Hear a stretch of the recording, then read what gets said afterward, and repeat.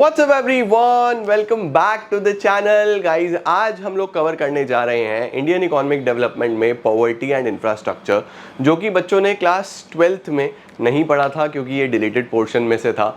But हाँ, CUET में कुछ टॉपिक्स इसमें से हैं तो हमें पढ़ने हैं। ध्यान रखना बच्चों, ये दोनों ही चैप्टर्स में आपको एज पर CUET सिलेबस पढ़ाऊंगा।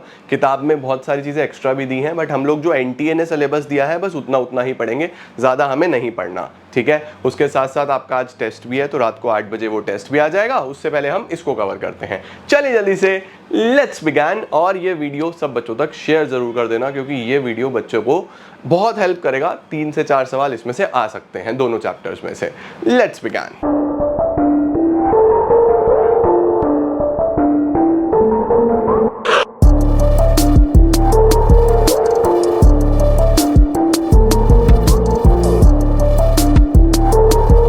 तो चलो यार शुरू करते हैं। देखो, चैप्टर का नाम है पॉवर्टी। अब सर, पॉवर्टी का मतलब क्या होता है? तो देखो, पॉवर्टी का मतलब है एक इंडिविजुअल के लिए इनएबिलिटी होना कि वो अपनी बेसिक रिक्वायरमेंट्स भी पूरी नहीं कर सकता है। सर, बेसिक रिक्वायरमेंट्स मतलब रोटी, कपड़ा, मकान, है ना, एजुकेशन, हेल्थ, ये बहुत बेसिक चीज़ें होती हैं जो हर किसी को चाहिए एक नॉर्मल लाइफ जीने के लिए।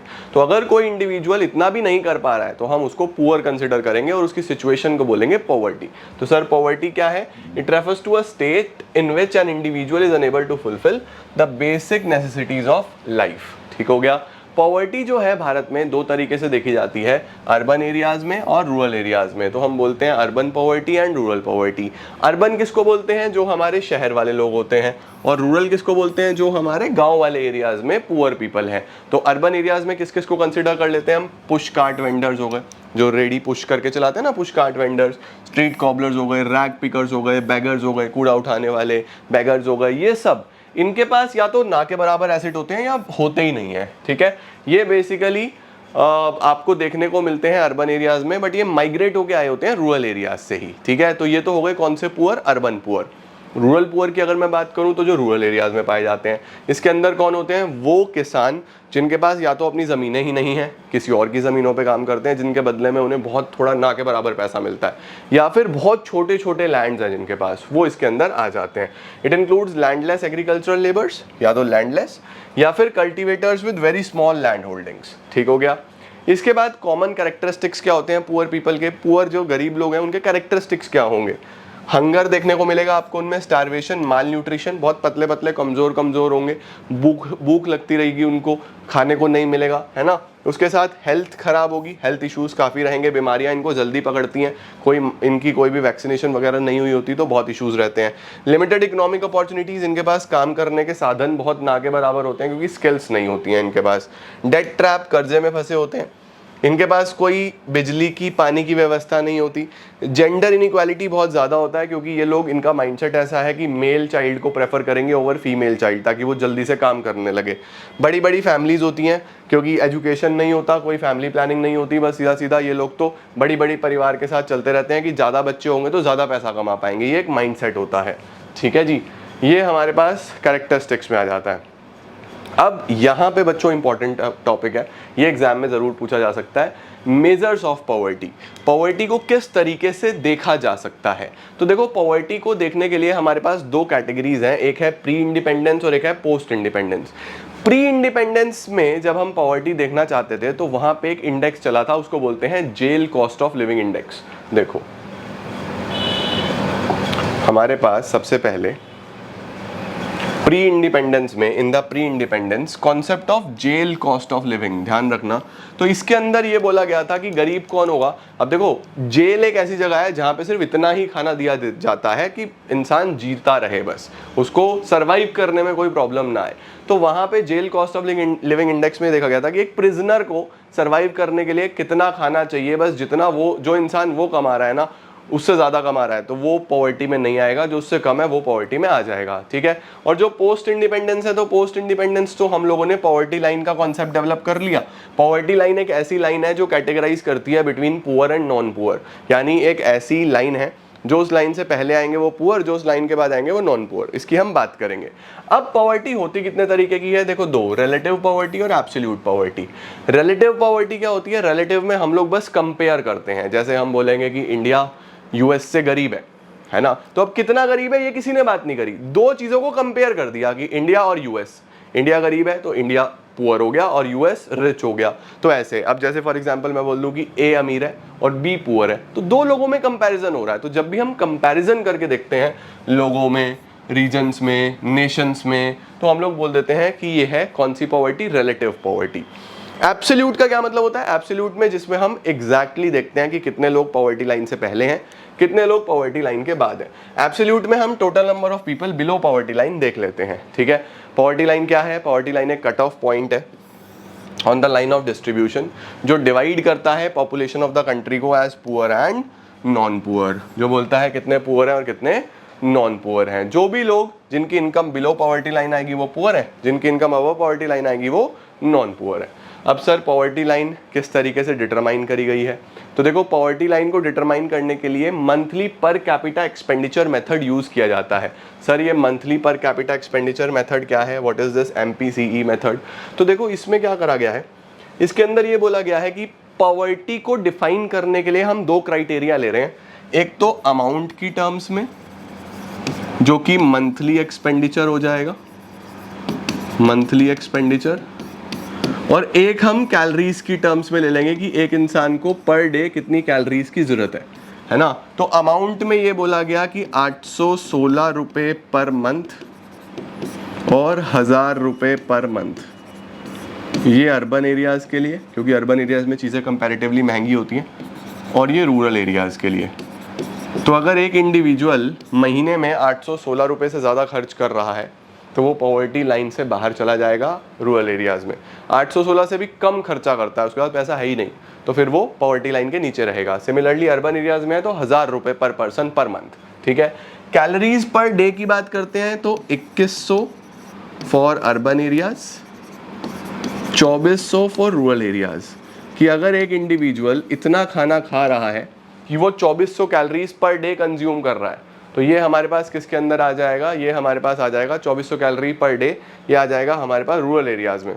इससे ज़्यादा है तो फिर वो पॉवर्टी में नहीं आएगा, इससे कम है तो वो आ जाएगा अर्बन एरियाज़ में 2100। सर ऐसा क्यों है, रूरल एरियाज़ में कैलोरी ज़्यादा दी गई है। देखो बच्चों, रूरल एरियाज़ में ना फिजिकल वर्क ज़्यादा होता है, एग्रीकल्चर ज़्यादा होता है, तो ज़्यादा भूख लगती है, ज़्यादा खर्चा होता है, ये बात यहाँ पे समझी गई है, ठीक है। इसका स्क्रीनशॉट ले लो, ये इंपॉर्टेंट है, आ सकता है। 816 रुपये पर मंथ, ये ध्यान रखना, ये पर मंथ है और ये कैलोरीज पर डे है, ठीक है। इसके बाद आता है बच्चों कैटेगराइजेशन ऑफ पॉवर्टी। पॉवर्टी कितने तरीके का है, क्रॉनिक, ट्रांजिएंट और नॉन पुअर। इसको समझने के लिए हमें एक चार्ट बनाना पड़ेगा। पॉवर्टी में 3 तरीके के होते हैं, क्रॉनिक, ट्रांजिएंट और नॉन पुअर। अब देखो बच्चों, ये जो नॉन पुअर है ना, ये तो कभी पॉवर्टी की कैटेगरी में आएंगे ही नहीं, ये तो पॉवर्टी कैटेगरी के बाहर है। क्रॉनिक और ट्रांजिएंट में कुछ छोटे छोटे केसेस और हैं, पहले मैं वो बना देता हूँ फिर आपको समझा देता हूँ। ये आ गए बच्चों हमारे पास क्रॉनिक पुअर में ऑलवेज पुअर या फिर यूजुअली पुअर। ऑलवेज पुअर कौन से होते हैं, लाइक फॉर एग्जांपल ये कर्व भी आपको दे सकता है, देखो ये पॉवर्टी लाइन है, तो ऑलवेज पुअर हमेशा इससे नीचे ही चलेगा इनका काम, ये इससे ऊपर कभी नहीं जाएंगे, चाहे वो एक्सपेंडिचर की बात हो चाहे वो कैलोरीज की बात हो। यूजुअली पुअर का मतलब होता है जो most of the times poor रहते हैं, कभी एक आधी बार ये पॉवर्टी लाइन क्रॉस कर जाएंगे, कभी एक आधी बार निकल गए तो निकल गए, अदरवाइज ये पॉवर्टी लाइन से नीचे ही रहेंगे, ठीक है। ये तो हो गए क्रॉनिक, जिनकी कंडीशन बहुत खराब है।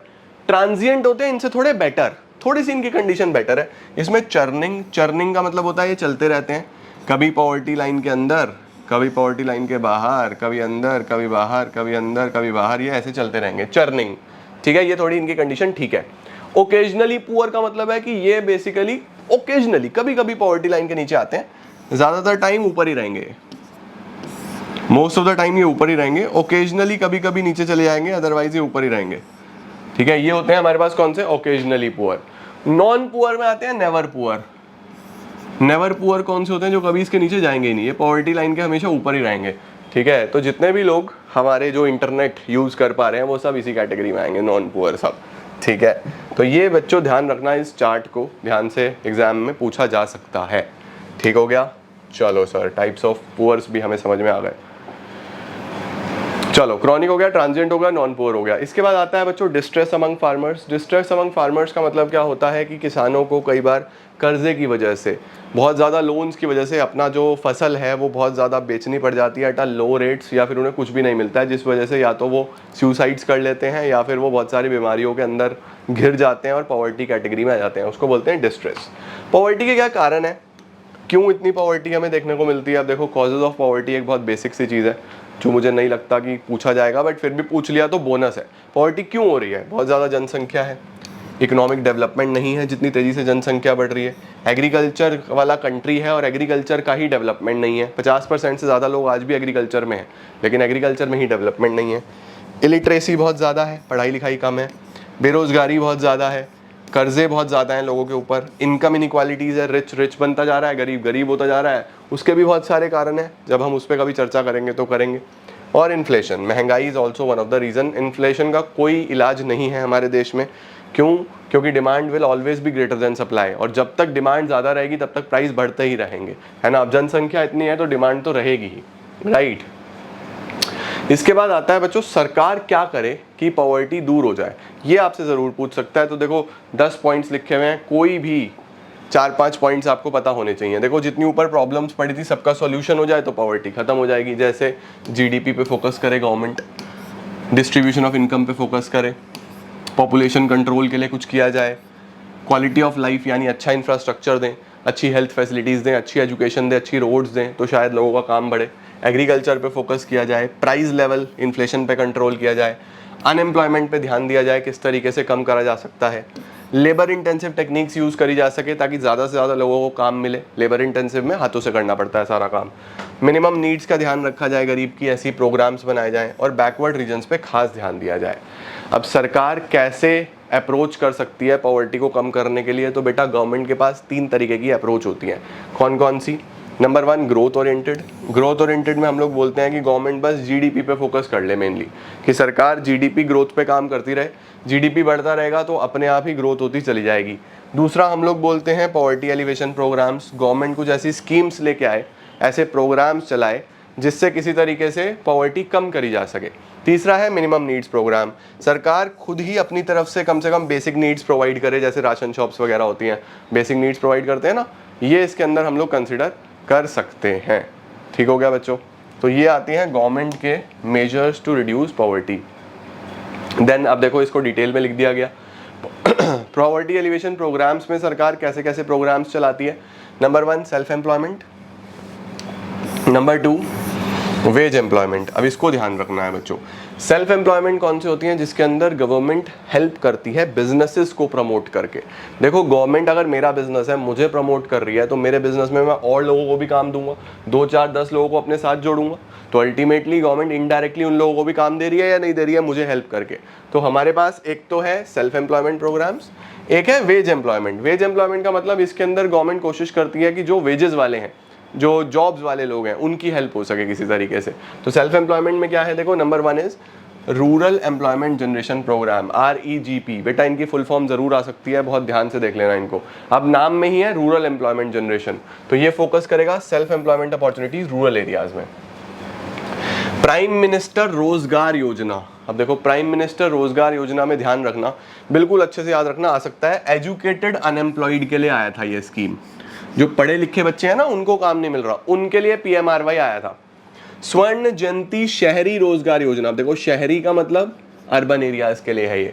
The main aim was to create employment opportunities for both self employment, wage employment in urban areas. Swarna Jayanti ग्राम स्वरोजगार योजना, ग्राम का मतलब रूरल एरियाज के लिए है ये।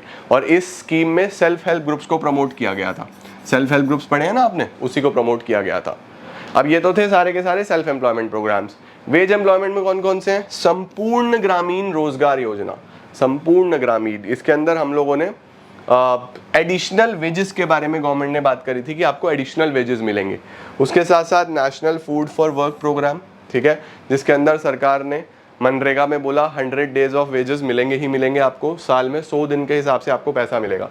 ये हमारे पास मनरेगा या national food for work programme में आ जाता है। इसके बाद बेटा वी हैव गवर्नमेंट के जो एलिवेशन प्रोग्राम्स हैं या जो पॉवर्टी हटाने के लिए प्रोग्राम्स थे, वो इतने अच्छे नहीं चल पाए, क्यों नहीं चल पाए? क्योंकि बहुत ज़्यादा रिसोर्सेज नहीं थे हमारे पास, बहुत अच्छा डिस्ट्रीब्यूशन नहीं हुआ, एसेट्स को अनइक्वल डिस्ट्रीब्यूशन हुआ, करप्शन की वजह से नेता लोगों ने ही वो सारा पैसा यूज़ कर लिया, इम्प्रॉपर इम्प्लीमेंटेशन हुआ स्कीम्स का, अच्छा इंफ्रास्ट्रक्चर नहीं था, और एक्टिव पार्टिसिपेशन नहीं है गरीब लोगों का, गरीब लोग पार्टिसिपेट ही नहीं कर रहे हैं उसके अंदर।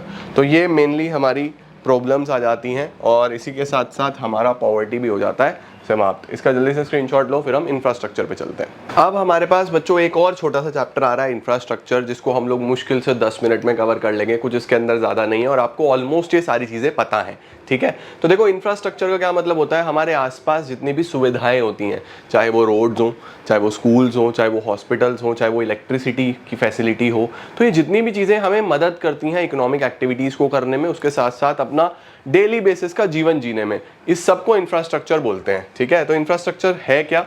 Infrastructure refers to all the activities, services, facilities जो हमें डिफरेंट काइंड्स ऑफ सर्विसेज मिलती हैं इकोनॉमी के अंदर। इंफ्रास्ट्रक्चर दो तरीके का है, प्लीज ध्यान रखना, इकोनॉमिक और सोशल।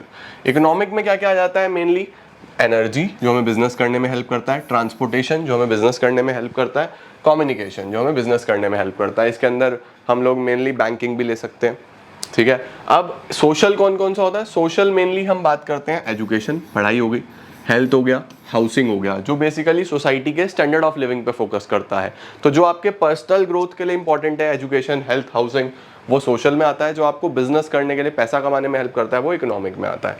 इंफ्रास्ट्रक्चर क्यों इंपॉर्टेंट है, वाई, ये सब क्यों जरूरी है? क्योंकि इकोनॉमी तो इसी से चल रही है, तो हम बोलेंगे it facilitates the functioning of the economy. पूरी इकोनॉमी इसी से फंक्शन करती है। एग्रीकल्चर का डेवलपमेंट इसी से होता है। देखो अब अगर फसल है, ट्रांसपोर्टेशन नहीं है, तो पूरे देश तक कैसे सप्लाई करेंगे? फार्मर के पास एजुकेशन ही नहीं है कि मशीन्स कैसे यूज करनी है, कैसे चीजें करनी है, तो क्या करोगे, कैसे करोगे?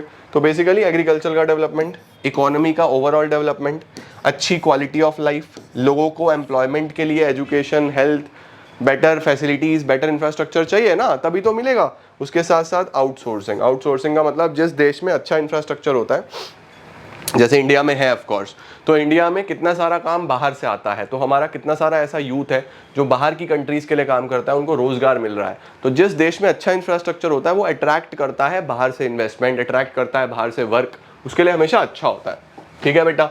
उसके बाद बाबू हमारे पास एक टॉपिक आ रहा है एनर्जी। ऑल्दो हमारे पास सिलेबस में एनर्जी के बारे में नहीं लिखा हुआ, हमारे सिलेबस में डायरेक्टली हेल्थ के बारे में लिखा हुआ है, बट मेरा रिकमेंडेशन यही रहेगा कि एनर्जी को भी एक बार गो थ्रू कर लेना, छोटा सा टॉपिक है, ठीक है। एनर्जी में हम लोग किसकी बात करेंगे बेटा? एनर्जी में हम पावर जनरेशन की बात करेंगे, एनर्जी में हम लोग इलेक्ट्रिसिटी की बात करेंगे। तो देखो सोर्सेज ऑफ एनर्जी सबसे पहले आता है कमर्शियल और नॉन कमर्शियल। जो एनर्जी आप यूज करते हो बिजनेस के लिए, ठीक है, उसको हम कमर्शियल एनर्जी बोलते हैं, और जो एनर्जी हम लोग यूज कर सकते हैं घर पे, उसको हम लोग नॉन कमर्शियल बोल देते हैं। तो देखो कमर्शियल सोर्सेज कौन से होते हैं? The energy sources which command a price, जो मेनली पैसे के बदले में बेचे जाते हैं और यूजर्स को उनके बदले में प्राइस देना पड़ता है। जैसे कोल से जनरेट होने वाली, पेट्रोलियम से जनरेट होने वाली, या नॉर्मल जो इलेक्ट्रिसिटी आप देखते हो, जो आप यूज करते हो, या मैंने लाइट्स वगैरह जो लगाई हुई हैं, इनका मैं पे कर रहा हूँ ना, ये सब कमर्शियल एनर्जी में आ जाएंगी। नॉन कमर्शियल कौन सी होती हैं? जिनके बारे में हमें प्राइस नहीं देना पड़ता, वो हमें नॉर्मली नेचर से ही अवेलेबल है, चाहे वो फायरवुड हो, चाहे वो एग्रीकल्चर का वेस्ट हो, चाहे वो ड्राइड डंग हो, इन्हीं को हम लोग बेटा नॉन कमर्शियल एनर्जी में ले लेते हैं। उसके बाद बेटा एनर्जी को दो कैटेगरीज और बनाई गई, कन्वेंशनल और नॉन कन्वेंशनल। कन्वेंशनल मतलब जो बहुत पुराने समय से हम लोग यूज करते आ रहे हैं, और नॉन कन्वेंशनल हो गई जो अब नए नए सोर्सेज बन रहे हैं, विंड एनर्जी, सोलर एनर्जी, ये नॉन कन्वेंशनल है ना। तो कन्वेंशनल कौन से होते हैं? The sources of energy which are in use since long and can be stored, जैसे कॉल हो गई, ऑयल हो गया, ऐसा। और नॉन कन्वेंशनल कौन से होंगे? जो अभी रिसेंटली आए हैं, solar energy, wind energy, geothermal energy, biogas, tidal power जो टाइड से होती है ना। तो ये बहुत इंपॉर्टेंट चीज़ें रहती हैं। चलो सर, इसके बाद बच्चों क्या क्या सोर्सेज हैं पावर जनरेशन के, पावर कैसे कैसे जनरेट कर सकते हो आप? तो पावर जनरेट करने के तीन सोर्सेज हैं, थर्मल, हाइड्रो, न्यूक्लियर। थर्मल कौन सा होता है? जो कोल, ऑयल को यूज करके पुराने समय से यूज हो रही है, कोल, ऑयल, नेचुरल गैस, उसको थर्मल बोलते हैं। हाइड्रो कौन सा होता है? जो पानी से बनती है। हाइड्रो होती है when power is generated from waters, ठीक है, जब भी पानी की मदद से होगी तो उसको हाइड्रो बोलते हैं। न्यूक्लियर कौन सी होती है? जो रेडियो एक्टिव एलिमेंट से बनती है, जैसे यूरेनियम, थोरियम, प्लूटोनियम, इनसे जब बनती है तो उसको हम न्यूक्लियर एनर्जी बोलते हैं। जैसे बोलते हैं ना उनके पास न्यूक्लियर बॉम्ब है ना, तो वो बहुत खतरनाक एनर्जी होती है भाई, ये तो कोई ना ही यूज करे तो अच्छा, ये हम न्यूक्लियर में ले लेते हैं। अब पावर सेक्टर में भी कुछ चैलेंजेस हैं, जैसे इनएडिक्वेट इलेक्ट्रिसिटी जनरेशन, इतनी इलेक्ट्रिसिटी नहीं बनती है जितनी हमें रिक्वायर्ड है। हमें इतनी सारी फैक्ट्रीज को, बड़े बड़े कंपनीज को, ऑफिसेज को, छोटे बिजनेसेस को, विलेज इंडस्ट्रीज को, कॉटेज इंडस्ट्रीज को, सबको पावर सप्लाई करनी है, इतनी जनरेट ही नहीं होती, ये प्रॉब्लम है। Under utilisation of installed capacity, even जो हमारी इंस्टॉल्ड कैपेसिटी है वो भी अच्छे से यूटिलाइज नहीं हो पाती क्योंकि टेक्नोलॉजी बैकवर्ड है, बहुत जगह लॉस होता है एनर्जी का, ये है। Poor performance of state electricity boards, जो हमारे स्टेट इलेक्ट्रिसिटी बोर्ड्स हैं हम सब जानते हैं उनका परफॉर्मेंस बहुत खराब है। शॉर्टेज ऑफ इनपुट्स नहीं है, यानी रॉ मटेरियल नहीं है। प्राइवेट और फॉरेन एंटरप्रेन्योर्स का बहुत ही लिमिटेड रोल है इसके अंदर, ज़्यादातर एनर्जी जो है वो सरकार ने अपने पास रखी हुई है और गवर्नमेंट सेक्टर में करप्शन की वजह से या स्लो मूवमेंट की वजह से बहुत कम डेवलपमेंट देखने को मिला है। और पब्लिक कॉपरेशन भी इसके अंदर नहीं है, चोरी वोरी भी बहुत ज़्यादा होती है इस सेक्टर में, ठीक है जी। नेक्स्ट इज कैसे हम बेटर कर सकते हैं। Number 1, improvement in plant load factor. Sir plant load factor क्या होता है? प्लांट लोड फैक्टर होता है बच्चों की जितना हमारे पास फैसिलिटीज़ अवेलेबल हैं उसके कंपैरेटिवली कितना ज़्यादा हम मेकिंग कर रहे हैं या उसके कंपैरेटिवली हम कितना अच्छे से डेवलप कर रहे हैं एनर्जी को, तो वो पीएलएफ हमें बेटर करना है ताकि कम इनपुट में ज़्यादा आउटपुट निकल के आ सके। कंट्रोल करना है लॉसेस पे, जो बिजली पुराने वाली वायर्स की वजह से बीच में ही ख़त्म हो जाती है। जैसे सपोज यहाँ से 100 यूनिट्स ऑफ, अब यूनिट्स के फॉर्म में समझा रहा हूँ मैं सिर्फ, ठीक है, 100 यूनिट्स ऑफ पावर यहाँ से गया, 10-20 यूनिट रास्ते में ही खत्म हो जाएगा क्योंकि वो वायर्स पुराने वाली यूज़ हो रही है, आगे तक 80 जाएगा। तो ये डिस्ट्रीब्यूशन लॉसेस हमें रोकने हैं, ठीक है। इंक्रीज इन प्रोडक्शन कैपेसिटी बढ़ानी है, प्राइवेट सेक्टर का रोल बढ़ाना है, रिन्यूएबल रिसोर्सेज को डेवलप करना है। रिन्यूएबल का मतलब जिनको हम फटाफट रिन्यू कर पाएँ। उसके साथ साथ हाइड्रो पोटेंशियल अपना डेवलप करना है और बहुत सारे मेजर्स ले सकते हैं, जैसे अच्छा इन्वेस्टमेंट हो जाए, रिसर्च हो जाए, उस पर एफर्ट लगाए जाए टेक्नोलॉजी पे, तो पावर जो सेक्टर है हमारा वो क्राइसिस से बाहर आ सकता है, ठीक है। Next is health. अब हेल्थ में बच्चों आपको ध्यान रखना है कि हमारे पास हेल्थ को हम लोग सिर्फ जो इंसान बाहर से हेल्दी दिख रहा है हम उसकी बात नहीं करेंगे। हेल्थ में हम सारी चीज़ें लेंगे, फिजिकली भी हेल्दी है, मेंटली भी हेल्दी है और सोशली भी हेल्दी है। सोशली का मतलब सोसाइटी में भी जाता है, पार्टिसिपेट करता है प्रोग्राम्स में, लोगों से मिलता जुलता है, तो ऐसे इंसान को हम कंप्लीटली हेल्दी बोलते हैं, ठीक है। हेल्थ का मतलब सिर्फ एब्सेंस ऑफ डिजीज नहीं होता, तो अगर वहाँ पे आ गया health only means absence of disease, तो आप उसको बोल देना false, the assertion is incorrect, ठीक है। आगे क्या लिखा हुआ है? Development of health infrastructure ensures a country of healthy manpower. बोल रहा है जिस देश में हेल्थ इंफ्रास्ट्रक्चर अच्छा होगा वहाँ पे मैन पावर बेटर होगा, ठीक है। अब देखो हेल्थ इंफ्रास्ट्रक्चर में क्या चाहिए? सबसे पहले प्राइमरी हेल्थ केयर, बिल्कुल basic primary health care, vaccination and all. Then secondary health care, जितना अच्छे थोड़ा सेकेंडरी लेवल पे हो सकता है, and then tertiary health care. Okay, तो 3 तरीके का हेल्थ केयर है, 3 टियर सिस्टम है, प्राइमरी, सेकेंडरी और टर्शरी। उसके साथ साथ बच्चों इंडियन सिस्टम ऑफ मेडिसिन भी आपको पता होना चाहिए। ये हमारे पास पुराने समय से चलता आ रहा है, इसको हम लोग आयुष के नाम से जानते हैं। आयुष में बेटा आयुर्वेदा, योगा, यूनानी, सिद्धा और होम्योपैथी, ऐसे ही एक एन और याद रख लेना, नेचुरोपैथी। तो हमारा जो इंडियन सिस्टम ऑफ मेडिसिन है उसके अंदर आयुर्वेद को आप सब जानते हो, है ना, आयुर्वेद। योग को भी सब जानते हो, हेल्थ के लिए अच्छा बताया जाता है। यूनानी पुराने फॉर्म ऑफ मेडिसिन को यूज़ किया जाता है। सिद्धा में वो बोलते हैं कि हमारे पास जैसे चंदन को घिस के पेस्ट बनाई गई, इस तरीके की इसके अंदर दवाइयाँ लगती हैं। और होम्योपैथी वो वाइट गोलियाँ सकते हो, वो सब मीठी हम छोटे होते वैसे ही खा जाते थे। नेचुरोपैथी जिसके अंदर हम नेचुरल रिसोर्सेज को यूज़ करके इलाज करते हैं। तो ये सब हमारे इंडियन सिस्टम ऑफ मेडिसिन है, ठीक है। अच्छा, अब देखो रूरल अर्बन डिवाइड बहुत ज़्यादा है हेल्थ फैसिलिटीज़ में। रूरल एरियाज़ में तो बिल्कुल ही नहीं है, अर्बन एरियाज़ में फिर भी हेल्थ फैसिलिटीज़ अवेलेबल हैं, जिस वजह से रूरल और अर्बन हेल्थ में बहुत फ़र्क आता है। उसके साथ विमेन हेल्थ की जब हम बात करते हैं तो विमेन में ज़्यादा बीमारी देखने को मिलती है एज कम्पेयर टू मेन, ठीक है। तो ये ध्यान रखना, women constitute about half of the total population, they suffer many disadvantages as compared to men in areas of education, participation in economic activities and health care, ठीक है। ऐसा क्यों है? क्योंकि बहुत सारी ऐसी बीमारियां हैं जो विमेन को जल्दी अट्रैक्ट करती हैं और मेन को लेट अट्रैक्ट करती हैं, तो ये विमेन हेल्थ में एक बहुत बड़ा कंसर्न है। अब अगर हम हेल्थ सेक्टर की बात करें बच्चों, हेल्थ इंफ्रास्ट्रक्चर की बात करें, तो बहुत प्रॉब्लम्स हैं। जैसे number 1, inequitable distribution of health services, वही रूरल अर्बन में अनइक्वल है। आप देखोगे कि हॉस्पिटल्स ही नहीं है, अर्बन एरियाज़ में जाना पड़ता है अच्छे इलाज के लिए। कम्युनिकेबल डिजीज़ बहुत ज़्यादा फैलती हैं, corona is the latest example, सबसे ज़्यादा फैला। ठीक है, सैनिटेशन नहीं है, साफ सफाई नहीं है, मैन पावर नहीं है, हॉस्पिटल है तो डॉक्टर्स नहीं है, डॉक्टर्स हैं तो स्टाफ नहीं है, बहुत प्रॉब्लम है।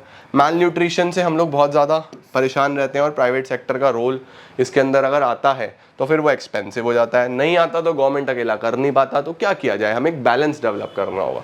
तो दिस वाज ऑल अबाउट बच्चों हेल्थ और इंफ्रास्ट्रक्चर के अंदर हमें यही सारी की सारी चीज़ें एक बार गो थ्रू करनी है। एक बार एनसीईआरटी ज़रूर ओपन कर लेना, एक बार रीडिंग लगा लेना, दैट इज़ इनफ। सारे टॉपिक्स मैंने आपको समझा दिए, एक बार जस्ट गो थ्रू करना है। पॉवर्टी भी इंफ्रास्ट्रक्चर भी दोनों ही आसान से चैप्टर्स हैं, आपको कोई खास प्रॉब्लम इनके अंदर आएगा नहीं, ठीक है। पढ़ना CUET के सिलेबस के अनुसार और उसी के हिसाब से तैयारी करना, ऑलराइट। बाकी मेनली जो आपका पेपर आएगा वो वही जो तुमने 12th में पढ़ा है वहीं से आएगा, चिंता मत करो, ओके। तो आज के लिए इतना ही बेटा जी, रात को 8 बजे आपको वो ज़रूर देना है टेस्ट पेपर, वो बहुत इंपॉर्टेंट है। कल मैं आपके 2 टेस्ट लूँगा, मैंने ऑल्दो 15 तारीख को टेस्ट लिखा हुआ था, लेकिन क्योंकि एग्जाम 15 को आ गया है तो कल मैं आपके 2 टेस्ट ले लूँगा, प्लस मैं आपको सुबह शेयर्स एंड डिवेंचर्स के भी क्वेश्चन जल्दी ही शेयर कर दूंगा, ठीक है। तो this is all for today guys, ये हो गया आपका पॉवर्टी इंफ्रास्ट्रक्चर। रात को टेस्ट दे देना और मुझे उम्मीद है कि आप लोग CUET एग्जाम भी उसी तरीके से फोड़ोगे जैसे आपने 12th में फोड़ा है, alright. All the very best everyone, I am gonna see you all super soon, till then see ya, take care, bye bye.